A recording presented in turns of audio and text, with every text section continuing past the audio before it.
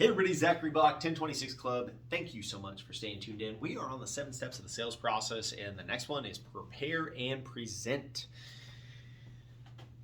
I feel like I say this every time. Most agents don't do this. Most salespeople don't do this, right? So preparing and presenting is the stuff that you hear all the time, but it's the boring stuff, right? It's the script practicing. It's creating your listing presentation. It's creating your buyer consult package. It's all of that kind of stuff that a lot of us that are salespeople, we're high D, high I personalities. And so it doesn't fit us to go and create all this stuff when all we want to do is just talk to people and sell stuff. We just want to talk to people all the time. And so you've got to take the time, though, to master this stuff. Now, if you don't want to build it yourself, don't. Buy something. Buy something off Canva or one of the Etsy or something, one of those other sites, right? Because you can buy pre-built stuff, or your brokerage probably has it in the back end already pre-made. And so practicing your scripts, though, is part of preparing and presenting. As we talked about in setting the appointment, having your scripts mastered is very important. For open houses, for whatever it may be, you've got to have that elevator pitch.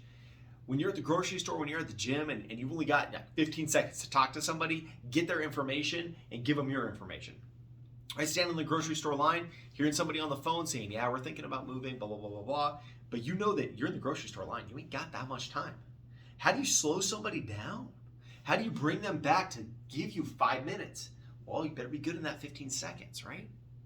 Hey, I'm so sorry I heard you on the phone talking about selling your house, about moving. I am a real estate agent. I specialize in this area. I would love to connect with you because I am a local area expert, and I'm sure that you can understand as an educated homeowner how important it is to have proper representation by a local real estate expert. Stuff like that, having that elevator pitch ready, but you got to prepare your scripts. Now I've got scripts that I use. The one I just literally said. We've got our open house script. I've got circle prospecting scripts. I've got all these scripts. Now they're ones that I've taken bits and pieces from other people's scripts, and I've internalized them, and I've made them my own. Scripting is this. Okay, when you are building a house out of Legos, you might have a piece that doesn't work for that house, but you don't throw it away. You keep it because you might be building a different Lego. You might be building a car thing or something that it'll work on. That's what scripting is. It's a tool belt full of scripts where you can extract from. But we'll talk about scripting later. That's another chapter. So the next thing is just looking at, when you're preparing for showings, I'll use those for an example. Okay, how do you be more professional and more prepared for a showing? What I do personally is I print out the MLS sheet for the buyers. I usually do like the short MLS printout, and it's got all 6 to 8 houses, 3 houses that we're looking at, and I give them that, and I usually give them a pen too.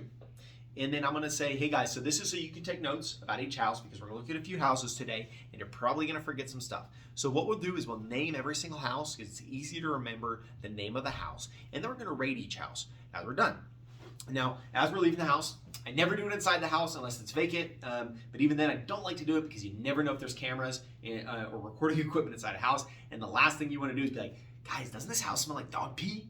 Right? Don't do that. That's a quick way for your offer to not get accepted if the sellers hear something like that. Get out to your car, walk across the street, look at the house from across the street, and then have that discussion. So guys, where would you rate this house from a 1 to a 5? A 5 being the best, you're ready to put an offer today. A 1 is, hey, let's bulldoze it. Where would you guys rate this house? Ask both parties, ask the kids, ask everybody that's there. Include everybody in the buying process. When they say, oh, well, it's a 4, okay, what would get it up to a 5? I'm not going to go too deep into this because this is part of 3 breakdowns of a deal, which we will be going over.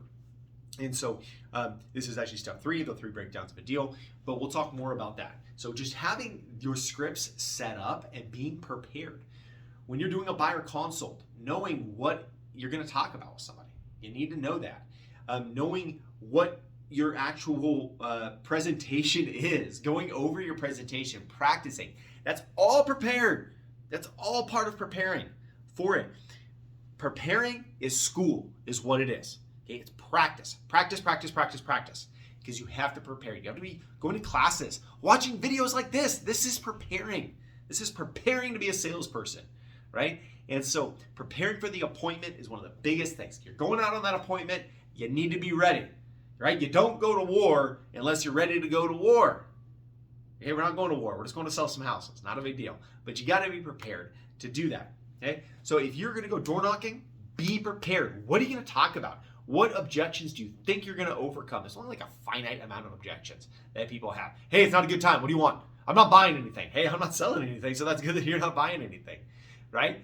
It's about just having that conversation and being prepared to overcome objections and being prepared at that appointment. Hey, maybe you're talking to people about community events. You need to know what community events are coming up, okay? So preparing is huge, okay? And that moves us into presenting. Okay, once you've presented, you need to have an end goal in mind, right? Your end goal is to ask for the sale, to get the sale. Whether that's a buyer or whether that's a seller, whatever it may be, your goal is to get the sale. Maybe that's 2 years from now, and you need to get their information. You need to get them added to your database. You need to do that thing. That is selling them on you. And so make sure that you have an end goal in mind when you are presenting, and that end goal is closing the deal. Now, you might be closing it in 2 years, and you're going to have to follow up. We have to do some stuff, but that's huge. So hope this was helpful. We're going to move on to the next step, which is overcoming objections, which is the best part of sales. It's super fun. Once again, Zachary Block, 1026 Club. Thank you so much for being here. Let's move on to overcoming objections. See you there.